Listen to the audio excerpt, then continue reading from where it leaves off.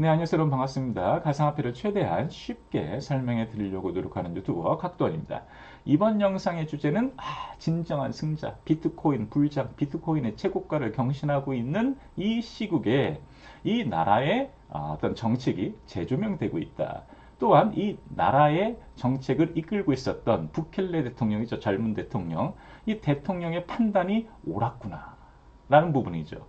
많은 사람들의 어떤 반대 여론에도 불구하고 이 대통령이 젊은 대통령이 비트코인 그런 정책, 채굴 정책에 있어서 적극적인 모습, 다 필요 없어, 이 길이 오라라고 묵직하게 추진해 왔는데 지금 시점 불장에 있어서 비트코인이 많이 올랐잖아요 지금.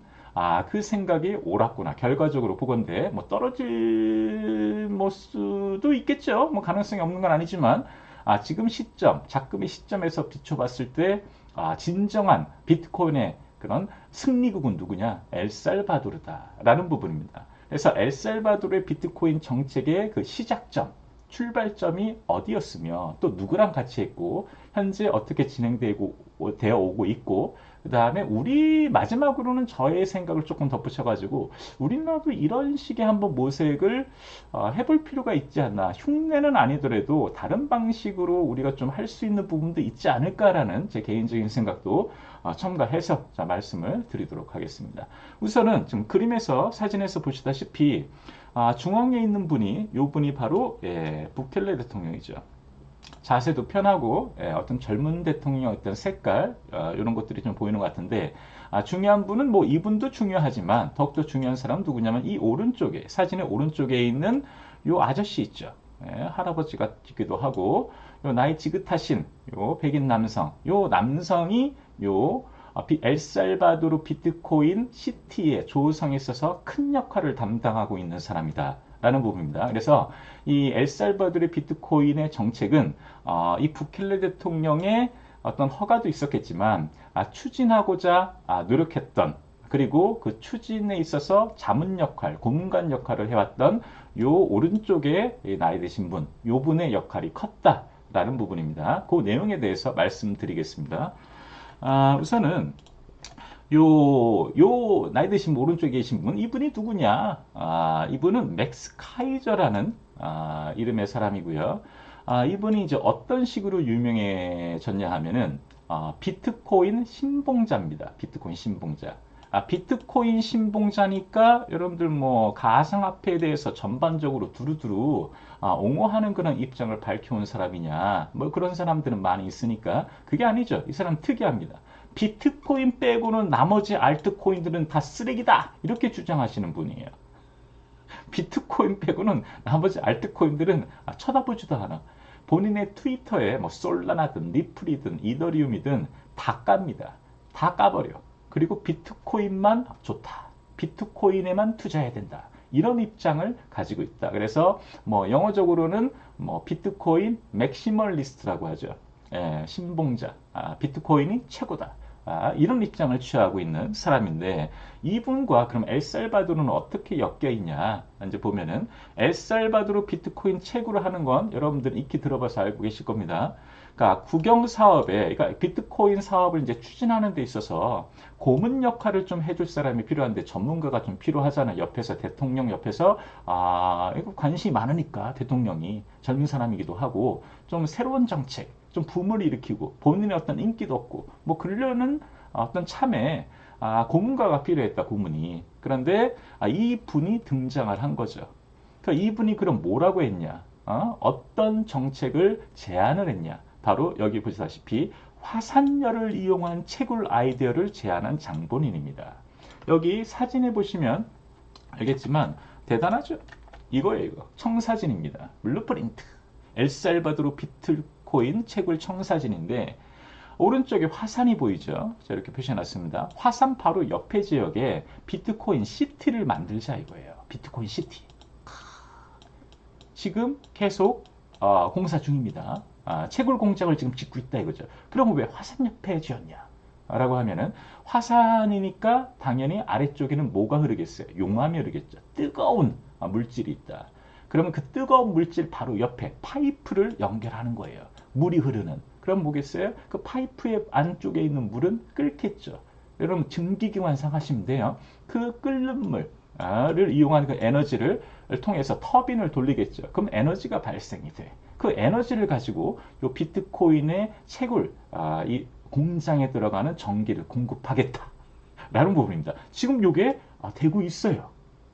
지금 조성 중입니다. 대단하죠. 국가적인 어떤 정책이다. 라는 부분입니다. 대규모로. 이 정도의 채굴장을 지금 건설을 하겠다는 부분이에요. 이거를 제안한 사람이 누구냐? 바로 맥스 카이저다라는 얘기입니다. 부켈레 대통령의 보좌관. 그러니까 어쨌든 친환경적이죠. 어떤 뭐 예를 들어 환경 파괴다. 비트코인을 채굴한 데 있어서 전기가 많이 드니까 에너지 소모, 예? 그 다음에 어떤 환경 문제, 그 에너지가 나오기 전까지 어떤 과정 중에 나오는 어떤 탄소 배출, 뭐 이런 부분이 욕을 많이 먹잖아요. 그런데 이런 것을 싸그리 해소해 버렸다. 왜? 화산 옆에 그 에너지 어차피 용암은 흐르는 거 그거 그냥 옆에다가 공장을 짓는 거 아니야. 그러니까 친 환경적이다. 라는 부분은 인정이 된 겁니다. 그래서 공짜로 지금 전기료를 안 내고 있고 이런 거죠. 예, 전기료 필요 없는 거야. 전기세를 필요 없는 거. 화산 옆에 졌으니까. 예, 가장 비용이 많이 드는 부분이 뭐겠어요? 채굴장에서 전기죠, 전기. 예, 그래서 대부분의 글로벌 채굴 사업을 하시는 그런 업체들이 어디로 가는 거예요? 그 전기료가 싼 곳에 가죠. 저개발 국가, 개발도상국. 예, 그런 저렴한 전기세가 저렴한 그런 곳으로 많이 공장을 짓기도 합니다. 그런데 엘살바도르는 바로 옆에 화산이 있었다. 그러니까 딱 들어맞았죠. 그러니까 요걸 이제 추진해 왔던 거예요. 그런데 그 엘살바도르가 그 다음에 또 어떤 또 그 비트코인 운용사, 자산 운용사라고 하죠. 어떤 연계가 또 이루어져 왔냐면 또 채굴이 됐으니까 어떻게 해야 되겠어요? 팔아야 되는 거 아니에요? 팔아야죠. 그 공급자, 그러니까 수요처죠. 수요처를 지금 계속 발굴하고 있다라는 부분입니다. 여기 보시면 아래쪽에 캐시 우드라는 분이 있잖아요. 이 캐시 우드가 아크 인베스트 CEO입니다. 이 유명하신 분이에요. 비트코인이나 뭐 가상화폐 그 시장에서 그 언론 매체를 통해서 많이 언급이 되시는 분이시고 인터뷰도 많이 하시고 코인 방송에 나와서 영향력이 센 그런 아줌마인데 이 캐시 우드라는 아줌마와 그 맥스 카이저가 또 연결이 됐다 이겁니다. 아크 인베스트는 뭐 참고로 말씀드리면 비트코인 ETF 상품 출시가 됐잖아요. 그 자산 운용사들 중에 하나입니다. 뭐 블랙록도 있고 뭐 예를 들면 그레이스케일도 있고 그다음 아크 인베스트도 있고 뭐 여러 가지 한 11개 업체가 있었잖아요. 비트코인 지금 거래를 하고 있는 상품을 출시하는 회사가 그 중에 하나입니다. 지금 한 4위권에 위치되어 있어요. 전 세계 글로벌 비트코인 ETF 상품 자금 유입량으로 기준으로 봤을 때 이 캐시우드의 아크 인베스트 상품이 한 4위 정도다. 그러니까 대단한 기업이죠. 그러니까 이 캐시우드 아크 인베스트 CEO 입장에서는 뭐가 필요한 겁니까? 당연히 비트코인의 물량이 필요하겠죠. 거래소에서 사면은 비싸잖아요. 지금 시가로 사면 비싸다 이거예요. 그래서 채굴하는 공장을 많이 모색을 하죠. 찾아다니고 거기다 계약을 하고 안정적인 비트코인의 공급을 위해서 지금 발빠르게 뛰고 있는데 아다리가 맞은 겁니다. 이 맥스 카이저의 어떤 그런 정책, 제안한 정책과 그래서 엘살바도르 비트코인 고문 맥스 카이저는 25일 화산지열 발전을 이용한 신선한 비트코인이 아크 인베스트의 비트코인 현물 ETF에 지금 막 공급됐다. 라면서 트위터에 그 영상을 공유했다. 이런 소식도 있습니다. 그러니까 둘 다 윈윈이겠죠. 비트코인을 만들었는데 수요처가 필요하고 당연히 자산운용사 같은 경우는 상대적으로 저렴한 비트코인의 공급처가 또 필요한 부분이잖아요. 그래서 딱 그런 관계성이 맺어졌다라고 생각하시면 되겠습니다. 그러면 아크 인베스트는 결국 뭐 때문에 그래요? 비트코인 ETF 때문에 그러는 거죠. ETF 때문에 그 다량의 비트코인 시티로부터 비트코인을 안정적으로 경쟁력 있는 가격으로 공급을 받아 치열한 ETF 시장 경쟁에서 우위를 점하겠다라는 부분이죠. 그러니까 자산운용사의 비트코인 ETF 상품을 들여다보면은 그러니까 차이점이라고 할까요? 어떤 구별이 잘 안 돼요. 어떤 상품이 좀 더 경쟁력이 있는지에 대한 부분. 거기서 우선적으로 보는 게 뭐겠어요? 소비자 입장에서는 당연히 투자자 입장에서는 수수료 부분이죠. 근데 수수료 부분에서 대부분 수수료가 빵입니다. 빵. 뭐 0.3, 뭐 이런 곳이 한 두세 곳 되고요. 대부분 자산운용사가 비트코인 수수료는 없다라고 하면서 공격적으로 지금 투자자를 모집하고 있는데 거기에서 자산운용사도 수익을 더 내려면 싼 비트코인을 구매를 할수록 좋은 거잖아요. 그런 의미에서 이렇게 같이 가게 되었다라는 부분입니다. 그런데 요새 핫한 이슈가 뭐냐? 최근에 며칠간 이 엘살바도르, 앞서 얘기한 이 엘살바도르의 부켈레 대통령의 그 정책, 이 정책이 처음에는 엄청 비난을 받고, 이거 뭐 나라 살림 가지고 무슨 짓이냐, 가뜩이나 나라 살림이 어려운데 지금 IMF의 관리를 받고 있죠. 엘살바도르가 IMF의 관리를 받고 있습니다. 그러니까 돈을 IMF로부터 껐어요. 쉽게 얘기하면 융자를 받았어. 경제가 좀 휘청휘청되고 그 나라의 화폐가 가치가 떨어지다 보니 그러니까 뭐 자국 화폐가 쓰이지 거의 못한다. 사람들이 신뢰하지 못한다, 자국 화폐를. 뭐 베네수엘라 어떤 그런 상황이라고 좀 보시면 되겠습니다. 그거에 미치지 못하지만 그래도 나라 사정이 어려웠다 이거죠. 그래서 달러가 오히려 더 각광을 받고요, 그 나라에서. 근데 이 부켈레 대통령이 달러에 또 의지하기 싫은 거야. 달러만에. 그래서 비트코인으로 법정 화폐로 만들어 버리죠. 비트코인으로 상품을 주고받고 거래할 수 있고 금융거래도 가능한 그런 법정 화폐, 우리나라 원화처럼 그냥 인정해 버린 거예요. 그러면서 이렇게 채굴 공장도 세우게 되었다. 그럼 IMF에 돈을 갚아야 되잖아요. 그렇잖아요. 돈을 갚아야 되잖아요. 돈을 껐으니까. 자, 그럼 어떻게 하냐? 비트코인 사업을 통해서 얻은 수익 가지고 IMF에 상환하겠다. 이러한 발표도 하게 됩니다. 그리고 또한 또 어떤 내용도 있냐면 채권을 발행을 하죠. 뭐 첨언해서 말씀드리면 엘살바도르의 비트코인 시티 채권을 발행했습니다. 그 채권은 뭐냐 하면 한마디로 쉽게 얘기하면 이 채권을 사신 분들이 오히려 이제 투자금이 유입되는 효과가 있죠. 그죠? 그런데 그 투자금을 유입해서 공장을 짓겠다. 계속. 공장을 확대하겠다. 그래서 거기서 나온 비트코인을 가지고 그 채권도 갚으면서 그 수익금으로 IMF에도 상환하겠다. 자, 그런 내용도 지금 언론상에 나와 있습니다. 그러니까 완전히 이 나라는 비트코인에 대한 소식이 민감하고 비트코인의 어떤 그런 상승이나 하락 이런 것에 모든 국민이 관심을 갖고 있는 그런 나라다. 우리나라는 뭐 이제 그 일반 지갑 가지고 계신 분들이나 원화마켓을 조금 하시는 분들에만 이제 뭐 가상화폐 좀 관심 있고 요새는 불장이니까 더욱더 이제 확대되겠지만 그러한 정도인데 요 엘살바도르 국가 같은 경우는 국가 전체 그런 어떤 정치 경제 어떤 활성화 뭐 국가의 수익 이런 측면에서 전 국민적인 관심을 받고 있는 게 바로 이 나라다 이거예요. 그런데 요새 어때겠어요? 요새 대단하죠. 이 대통령 재선에도 성공했습니다. 올해 85%의 득표율로 재선에 성공했는데 그만큼 전폭적인 지지를 받을 수밖에 없다. 왜? 본인이 제1의 정책으로 추진했던 것이 지금 대성공이거든. 대성공이잖아요. 그동안 반신반의하고 비트코인 뭐 크립토 윈터 뭐 시기 겪었을 때 이 대통령도 당연히 뭐겠어요. 마음고생이 심했겠죠.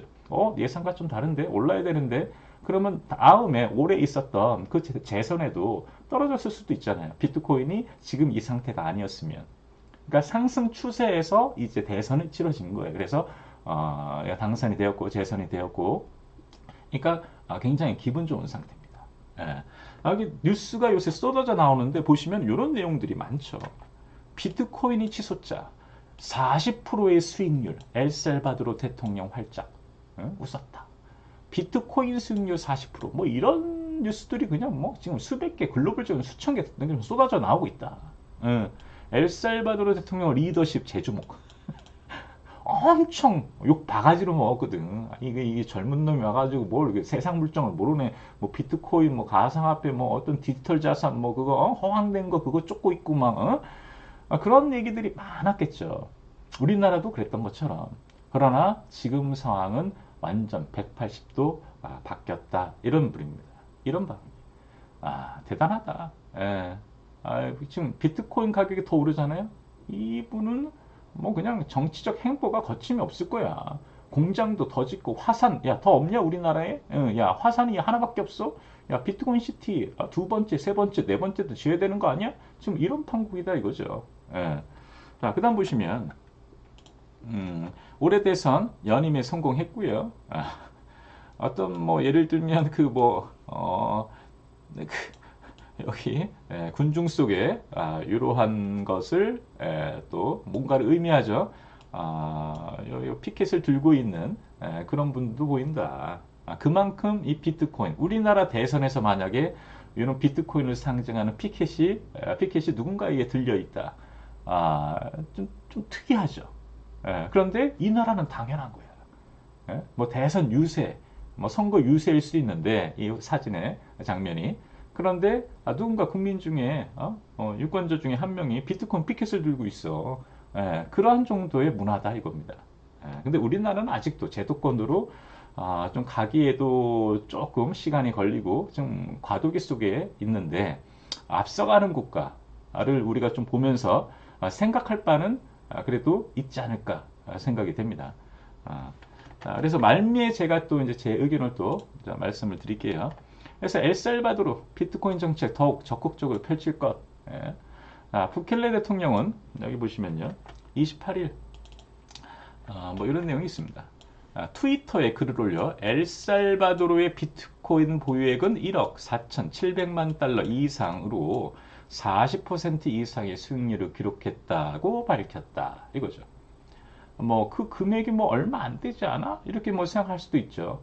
뭐 2억 불도 안 돼. 뭐 이렇게 생각할 수도 있는데 이 나라의 규모나 경제 규모 이런 것을 또 그리고 이 과정 중이잖아요. 정말 성장 중에 그걸 키우고 있는 과정이잖아요. 지금 상태는 공인데 공장 비트코인 시대가 다 조성이 안 됐습니다. 지금 짓고 있는 과정이지. 그때 만약에 그게 완성이 되고 또 다른 또 어나더에 그런 또 공장도 세울 계획을 발표를 한다면 이 파이는 엄청 커지겠죠. 지금 요 금액만 따지고 판단할 건 아니다. 라는 부분입니다. 자, 특히 우리가 비트코인을 매입했을 때 언론은 문자 그대로 수천 개 비판 기사를 썼다. 라고 말한뒤 그러나 비트코인이 많이 올랐기 때문에 지금 우리가 팔면 40% 이상의 수익을 얻을 수 있다. 그는 또 정부에 비트코인을 기부하는 외국인들에게 신속하게 시민권을 제공할 것이라고 덧붙였다. 이렇게 놨습니다. 대단하죠. 우리가 이민 정책에 있어서 우리가 어디 나라 이민할 때 그러니까 투자 이민하는 게 있잖아요. 투자 이민. 바로 그냥 영주권 주고 시민권 주는 그게 이제 액수가 좀 정해져 있죠. 어느 나라는 뭐 10만 불, 뭐 예를 들면 20만 불, 뭐 5만 불 나라마다 각각인데 여기는 현금이 아니라 그 나라 돈이 아니라 비트코인 우리 정부에다가 예치를 하면은 그럼 외국인들 시민권을 제공해 주겠다. 대단하죠. 그냥 이런 문화다 이거죠. 이런 문화. 지금 뭐 그냥 불이 붙었어. 자, 그런데 그러면 이제 제가 말씀드리는 부분, 제 의견에 대해서 이제 뭐 이거는 온라인상에도 좀 몇 개가 떠돌고 있습니다. 이런 내용이, 이런 의견을 같이 하시는 분들이 있다. 저도 여기에 동감한다라는 부분입니다. 그럼 엘살바도르의 사례를 우리가 봤다 이거예요. 그러면 우리나라는 화산이 없으니까 백두산 옆에 질 수는 없잖아. 그럼 어떻게 해야 되냐? 우리가 친환경적으로 뭐 태양열, 태양광 뭐 이렇게 해야 되냐? 친환경적이라는 것도 무시할 수 없으니까. 그건 비용이 더 들 수도 있다. 그렇잖아요. 태양광 설치하고 태양 패널, 그다음에 뭐 풍력 발전소, 뭐 바람개비 설치하고 이런 부분들이 비용이 더 많이 들 수도 있는 부분이죠. 그거는 제가 보기엔 좀 쉽지 않은 것 같고, 그럼 다른 방법이 있지 않을까?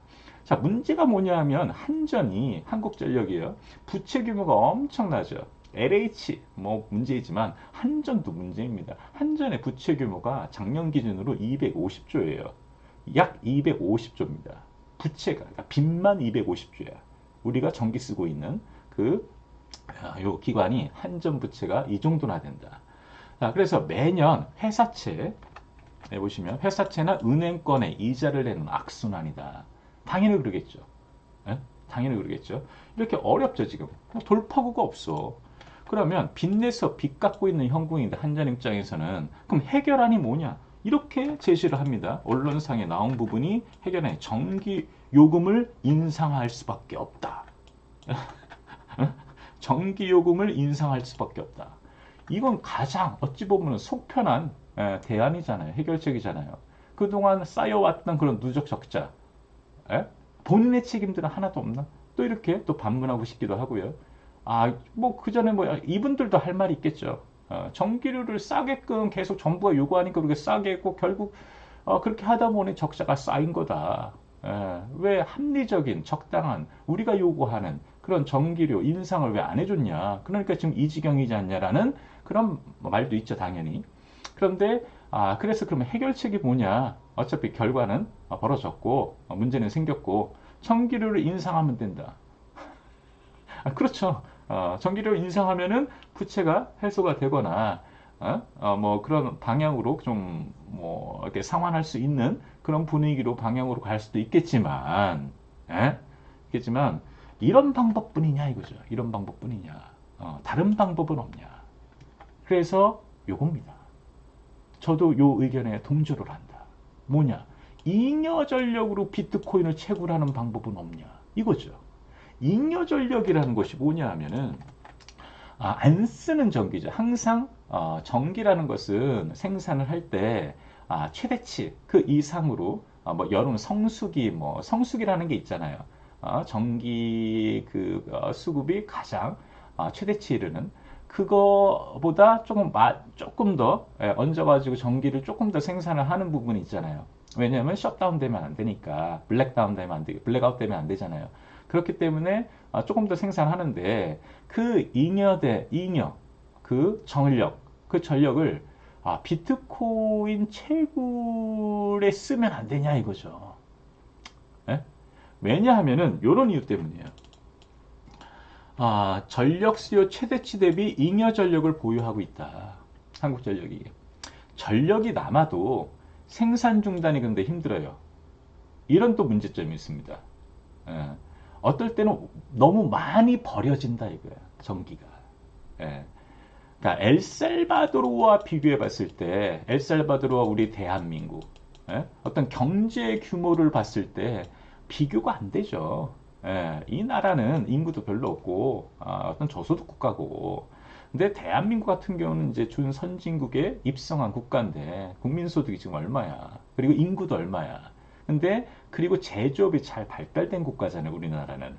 그죠? 다른 국가에 비해서 제조업에 쓰이는 게 다보다 전기가 돼야 된다. 기초적인 어떤 원료로서 전기가 많이 사용되는 국가죠.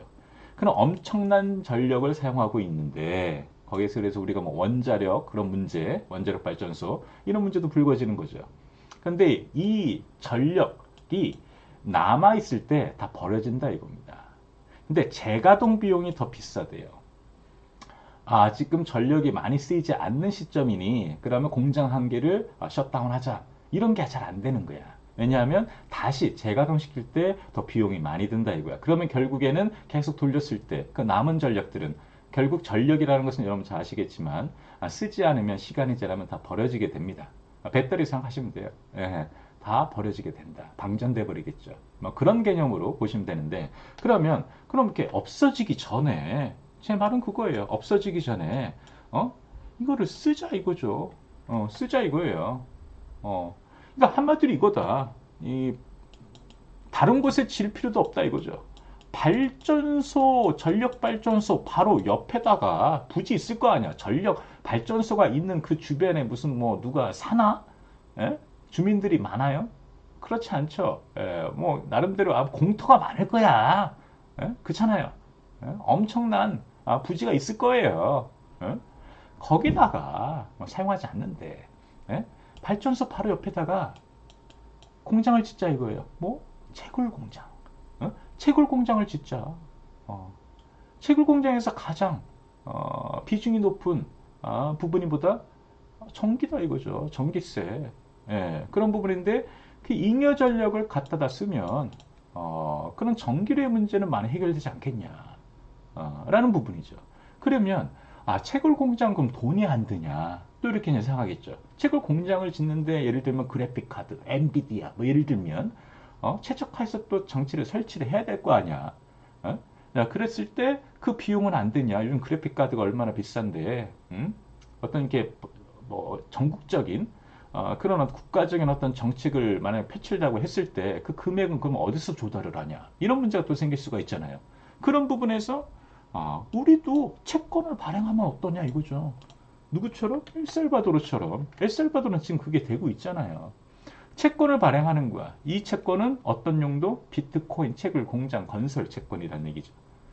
그래서 우리가 공장을 짓겠다 이겁니다. 공장을 짓겠다. 뭐 정주영, 거북선, 500원짜리 지폐 뭐 이런 개념의 스토리 비슷한 거죠. 우리가 공장을 지어서 너희에게 비트코인을 줄 테니 너는 미리 우리에게 투자를 하라. 채권을 우리 채권을 사라. 그럼 채권을 사면 우리가 이 채권을 가지고 공장을 발전소 옆에 짓고 저렴하게 비트코인을 생산한 다음에 그 수익금의 얼마를 너에게 주겠다. 뭐 예를 들면 이게 가능한 스토리 아니겠냐라는 부분입니다.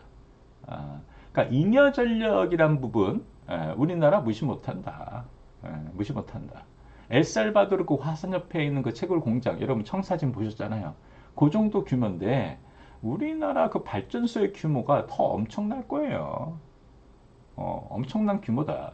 거기에 잉여 전력 예를 들면 뭐 1%라도 2%라도 잉여 전력에 1%, 2%, 3%뭐 제가 전문가가 아니까 그 한정 관계자분들은 어느 정도 가용이 가능한가에 대한 부분 뭐 태스크포스를 뭐 꾸려가지고 전단팀을 꾸려가지고 한번 조사를 해보시던가 그렇잖아요. 전기료 인상뿐이다 이런 어떤 방향보다는 다각도로 그러니까 좀 약간 해칭할 수 있는 어떤 그런 부분들이 있지 않을까 방법들이 그걸 모색을 해봐야 되지 않냐. 그러니까 하자는 방식으로 가자 이거죠. 될 수 있는 방향으로 가보자 이거죠. 그래서 1%라도 0.1%라도 한번 시작을 해보자. 0.1%라도 한전에서 오른쪽에 그냥 여기 옆에다가 짓는 거야 공장. 그리고 이게 제대로 운영이 되는지 이 프레임이 되고 있는지 시스템이 만약에 여기서 가능성을 보인다 그러면 점차 늘려가면 되는 거 아니야. 그렇잖아요. 그렇잖아. 예. 그래서 뭐 돈이 없다. 지금도 적자투성인데 그러면은 채권을 발행해. 이거는 한전에 대한 부채를 갚기 위한 어떤 채권이보다는 비트코인은 새로운 어떤 신사업, 창조경제, 이걸 위한 채권이기 때문에 채권이 잘 팔릴 수도 있잖아요. 어차피 채권이라는 것은 정해진 바니까 그만큼 또 이자를 부담해야 되는 거고 줘야 되는 부분이고 그렇게 해준다는 채권도 누가 살 수도 있는 부분이잖아요. 그렇잖아요. 그래서 이거 엘살바도르가 지금 진행 중인 이 채권 발행 어떤 시스템 이것도 우리가 좀 모색을 할 필요가 있지 않을까라는 생각이다. 라는 부분이죠. 지금 정리를 하면은 맨 처음에 엘살바도르의 비트코인 정책 맥스카이저부터 지금 비트코인이 불장이고 부켈레 통해 재선도 하고 그 다음에 전폭적인 지지를 받고 있고 그게 정말로 구현이 되고 있죠. 그 수익 모델이 구현이 되고 있는 상황이다. 비트코인 지금 뭐 그럼 떨어지면 어떡하냐 또 폭락이면 어떡하냐 그거는 누가 알아 며느리도 몰라 그렇잖아요. 더 오를지 훨씬 더 많이 오르면 앞으로 10년간 계속 오른다 그럼 어떨 것이요 이런 의견도 있잖아. 그럼 계속 떨어질 것이다 이런 의견도 있겠지만 오르면 어떨까 싶거든요. 오르면 근데 지금 제도권으로 계속 편입이 되고 있잖아요. 이런 주변 상황을 좀 지켜보시라. 전통 금융 속에 지금 들어왔잖아. 주식시장에 들어왔어 상품이. 그렇잖아요. 비트코인은 이제 안전자산으로 취급을 받고 있다 이거야. 금보다 훨씬 더 가치가 있는 그런 상황이다 이거죠. 그럼 나머지 뭐 여러 가지 알트코인들 채굴형 방식의 POW 방식 그런 코인들도 있지만 우선 비트코인 그 한 단일 상품 그 단일 코인만 한번 건드려 보는 게 어떠냐 이거죠. 정부 차원에서. 만약에 이게 대박이 날 수도 있잖아요. 예를 들면 잉여 전력의 한 20%는 가용이 가능하다. 딴 데 쓸 수 있는 것 같아요. 그럼 잉여 전력의 20%면 우리나라 경제 규모를 봤을 때 이거 제가 보기에 삼성전자 반도체 공장 뭐 수십 개 요 정도의 어떤 전력 규모가 아니겠어요? 전 잘 모르지만 전문가가 아니라 엄청 날 것이다. 그렇잖아요. 그럼 뭐만 사면 돼? 그래픽 카드만 사면 되는 거 아니냐? 그래픽 카드만 사서 공장 짓고 그 관리, 그 다음에 그러면서 이제 고용 창출, 새로운 사업, 고용 창출 되는 거잖아요. 그 공장을 또 굴리려면 어쨌든 간에 또 인력이 필요하니까. 이런 방향은 어떠냐 이거죠. 시세를 기준으로 수익이 지금 얼마인지는 바로 계산 때려보면 나오는 거 아니야. 그래서 이런저런 생각들을 좀 해봤습니다. 한번 우리나라도 그러니까 좀 너무 보수적이고 좀 뒤늦게 좀 참여하는 어떤 그런 것보다 몰라요. 어떻게 될지 모르잖아요. 우리나라가 지금 반도체가 우리나라 살림을 먹여 살린다라고 이제 다들 생각을 하는데 이 반도체 이후에 혹시 요 코인 채굴 요 사업이 우리나라의 어떤 그런 큰 도움이 될 수도 있는 부분이 아닌가 지금의 시점만 봤을 때 라는 그런 생각도 듭니다. 자, 오늘은 여기까지입니다.